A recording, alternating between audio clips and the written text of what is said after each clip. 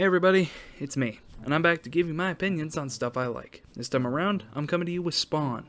No, not the movie, but don't worry, we'll get to that eventually.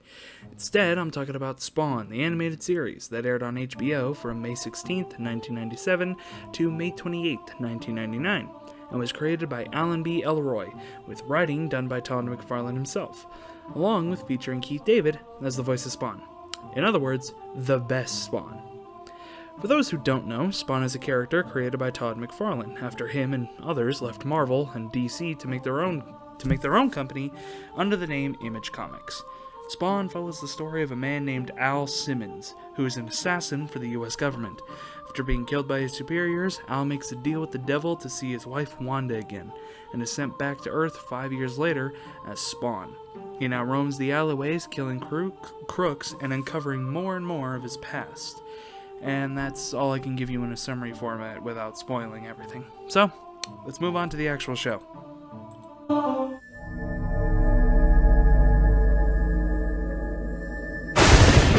The story follows Spawn, as we see his first few days of being back on Earth after just dying. As the days go by, Spawn comes across old and new enemies, deciding that with his newfound powers, he wants to try and clean up Rat City, which is our main location.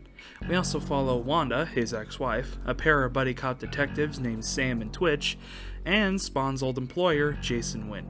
During his time in the alley, Spawn meets with a man by the name of Cogliostro, who will be important later, as it's usually his voice that gives the main series narration most of the time.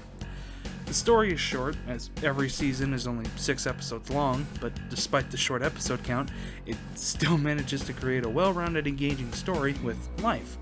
And unlike most shows with B-plots, the side stories are actually fun to watch, which is nice because if you can make the story of a government official hiding his child-killing son from the public to keep his run for mayor just as interesting, if not more interesting, than the demonic anti-hero killing a cyborg sent by a mob boss, then you know you struck gold.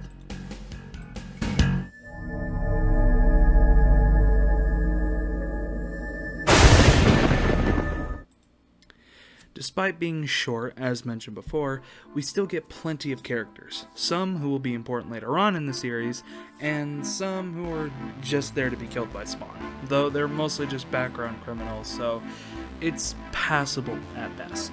When it comes to the important characters of the story, we follow Spawn, voiced by Keith David, as mentioned before.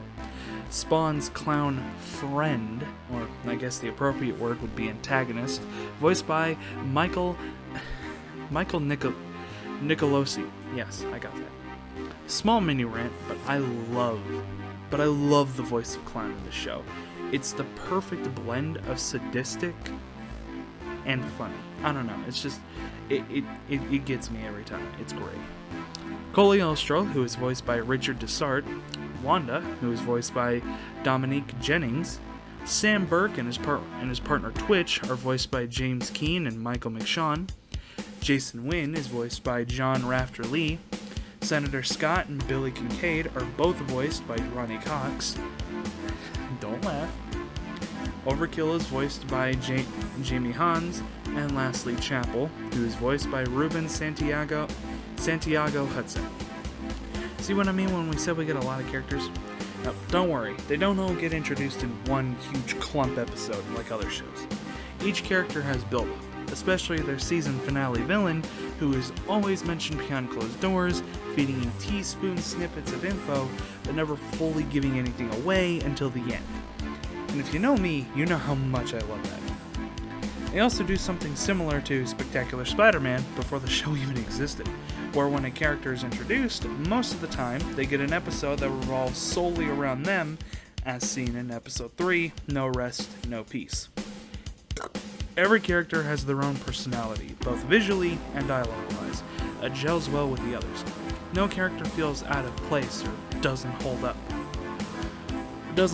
to the others, as each one serves a purpose, whether it be a group of helping hands to Spawn or comedic antagonists like the clown. Hell, when Spawn has a mental breakdown when remembering bits and pieces of its past, it makes you care because of Keith David's amazing voice acting.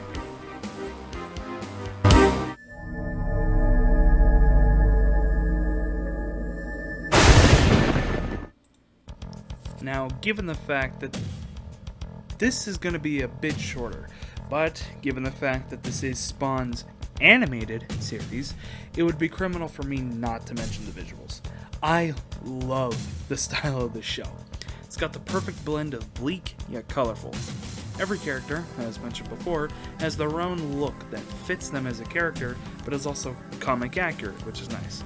You can really tell the people working on it cared about what they were making, which is surprising given the state that adult animation in the mainstream media is right now, aka not very good.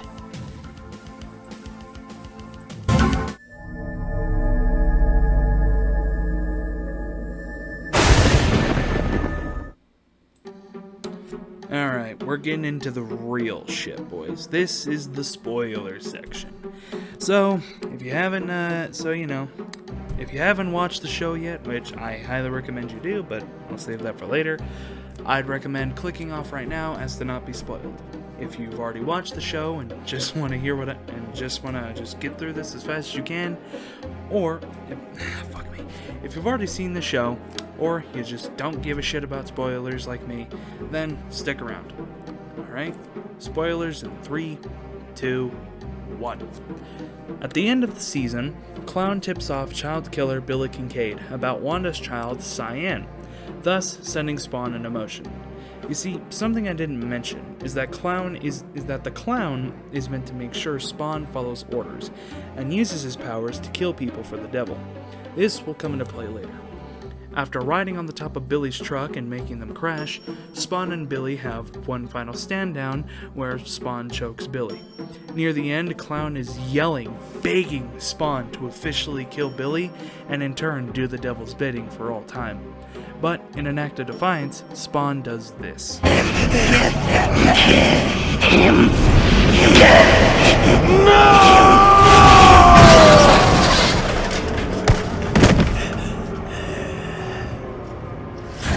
As Spawn leads Cyan to safety, Clown gets mad at Spawn, saying, "That wasn't in the goddamn script." Eventually shooting Billy in the head. "Sorry, asshole. We're all out of ice cream."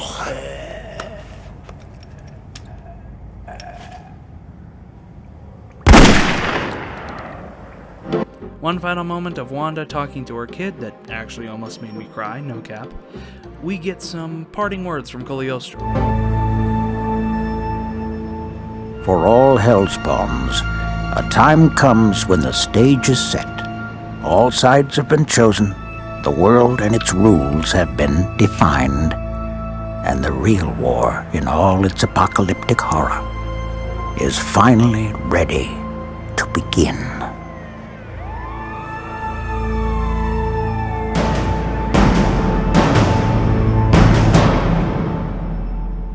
Thus ends Spawn, the animated series, Season 1.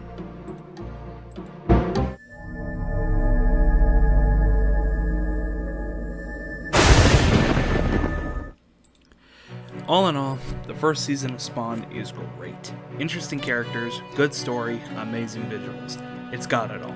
With all 3 seasons being free on HBO Max and the seasons, as mentioned before, not being too long themselves, you can get through it pretty quickly. The only thing that's disappointing about the series is, well, it was canceled after season 3. I definitely recommend you give it a hard watch. That's all for me. I'll see you next time. Goodbye.